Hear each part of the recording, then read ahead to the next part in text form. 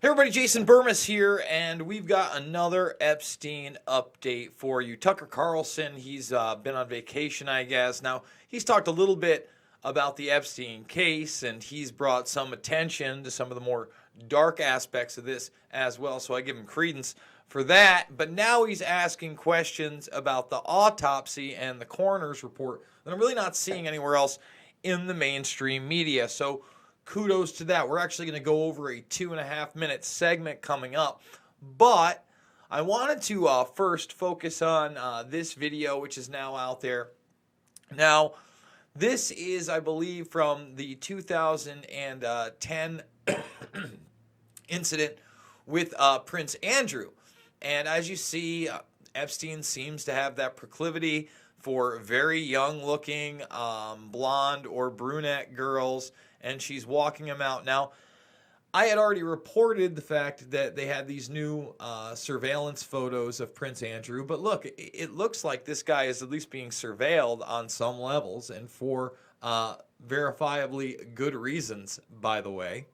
But the other big thing to take away from here is when she goes back, the woman who is, talking to Prince Andrew upon her exit is actually an ex-prime minister's daughter. So listen, people have to understand that this, wasn't just a place where people were ensnared in, sexual blackmail. This woman right here, there was definitely deals being cut for organizations, foundations, causes, etc., etc. And, Prince Andrew, there he is right there sticking his head out. Oh, we'll see you later. Okay, there.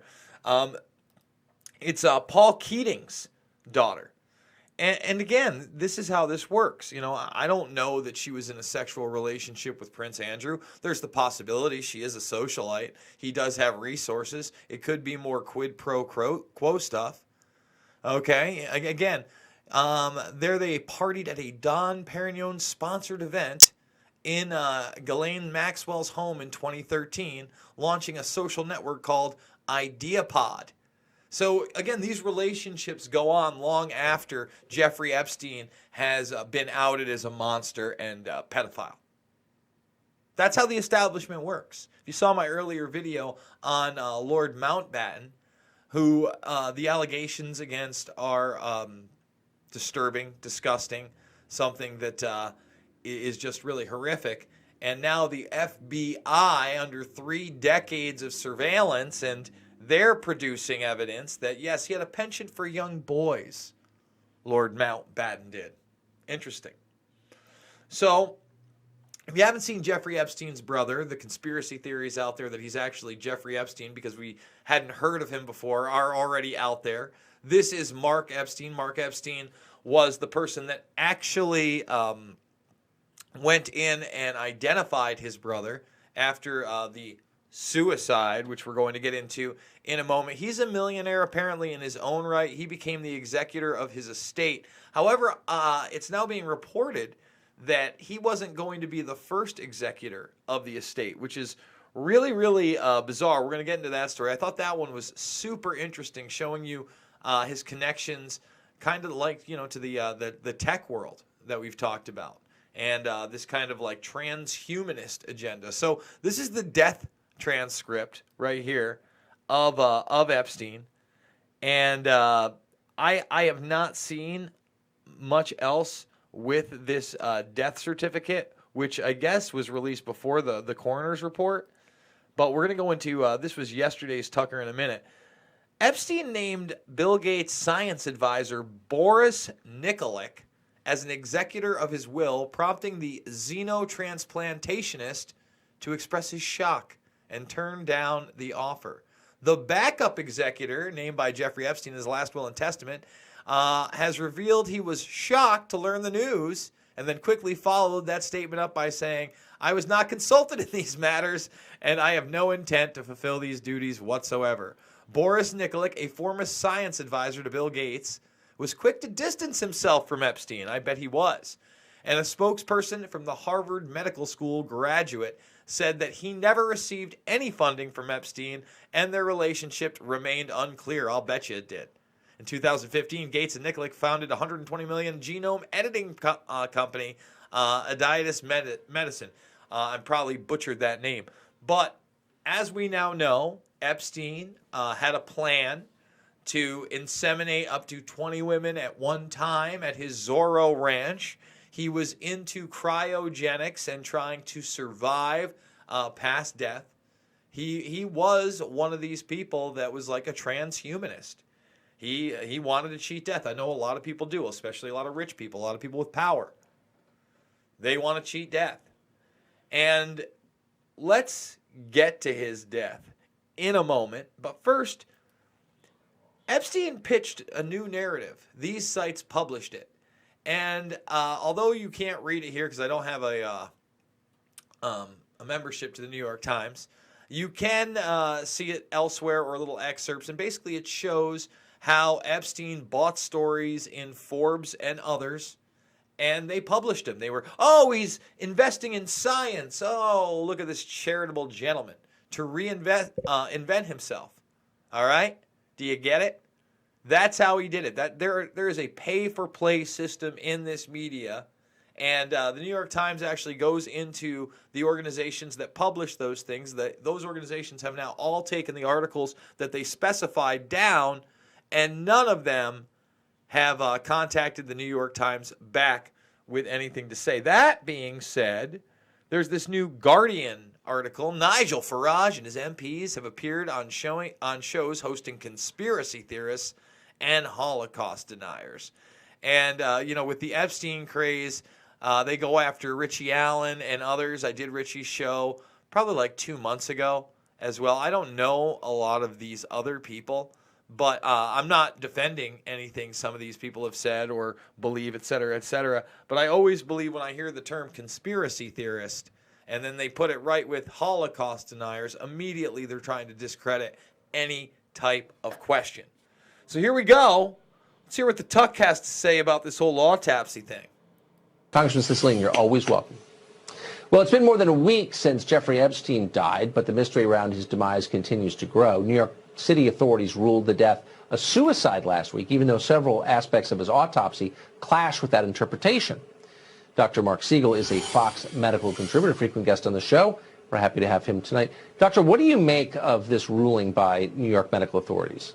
Well, Tucker, good evening. I don't have any reason to directly contest the ruling from the medical examiner's office, but I will say this. There are several irregularities attached to this. To start with, the pathologist who did the autopsy did not rule it a suicide a week before. Yeah, and I get it. We can make the argument that they wanted to be sure, they wanted to have a thorough investigation into this thing. But when there's no camera footage, some of the logs have already been faked, and one of the people wasn't a properly trained prison guard, and that's the bare minimum we know. And he was supposed to be checked on every 30 minutes as per every other prisoner in that special housing unit. It just doesn't make a lot of sense. She hadn't decided yet. She was waiting for more information to come in. Her boss ruled it a suicide a week later, despite the fact that there were three fractures in the neck. My inside sources have told me there was hemorrhaging in the neck. I've also heard that there were some bruising. So now the hemorrhaging in the neck, this is the first time I'm hearing it. He's got sources on the inside. I'm not sure if this coroner's report is available yet, but he was asking for it as late as last night. So I'm wondering at the speed with which this was changed. A week is not that long a time to suddenly go from undecided to suicide. So what information did they have? I have to tell you, I'm waiting for the autopsy report to be released, which the public should know we still don't have. I want to be able to look at it myself. I want Joe Public out there to be able to look at it and make their own decisions. Just the cause of death alone is not enough. I want to know what the contributory evidence is. I want to understand how come two guards supposedly fell asleep and then fabricated documents. This is a really strange case, and the Attorney General is right to say that there were irregularities here, not to mention the way the psychiatric part of this was handled, which is an utter disgrace. So very quickly, Dr. Siegel, is there a good reason why we still don't have that information? No. No, there isn't a good reason. We should have it now. I mean, the cause of death is a final stamp, but we need to have this now. It should be released. They were supposedly waiting on the toxicology report, but then, don't give a final cause of death. We need this information released now. It needs to be looked at by everybody so we can draw our own conclusions on this. Again, this type of situation, and I'm sure the judge is going to say more about this, is more consistent with a strangling. I'm willing to accept it as a hanging, but I want to know more of the evidence. Yes, more consistent with a strangling. Much more Thank consistent. you very much. Absolutely. Much more consistent with a strangling. So there you go. Tucker Carlson airs it. There's the possibility of hemorrhaging and bruising that we haven't talked about. We have to see what's going to be in that autopsy report. As far as I'm concerned, I think you know how I feel. The fix has pretty much been in. We failed. I still want to get down to the bottom of the truth. I still want to know whether or not Barr was there after the first suicide attempt. I still want to know who took him off suicide watch. Where's that manager's report, et cetera, et cetera. So many questions. And, we're doing... I mean, how many videos are we doing today? 3, 4, 5, 6, 7 sometimes. I've been doing a lot of long-form podcasting with John B. Wells today, and then yesterday on the Tinfoil Hat podcast and the Ripple Effect podcast. So I'm trying to get into doing more videos. You'll see some tomorrow. If you're new to the channel, thumbs it up, share it, ring that bell, and subscribe so you can join the Burmis Brigade. And this is how I'm doing it, guys. I don't have a Patreon. There is no subscribe star. There's no bonus material. I give everything away for free. All of my documentary films are in a playlist on my channel. They're all out there for free. I've always believed in sharing information. So $5, $10, $15, anything out there truly helps. And with that being said, I want to thank you all for joining me, and I will see you on the flip side.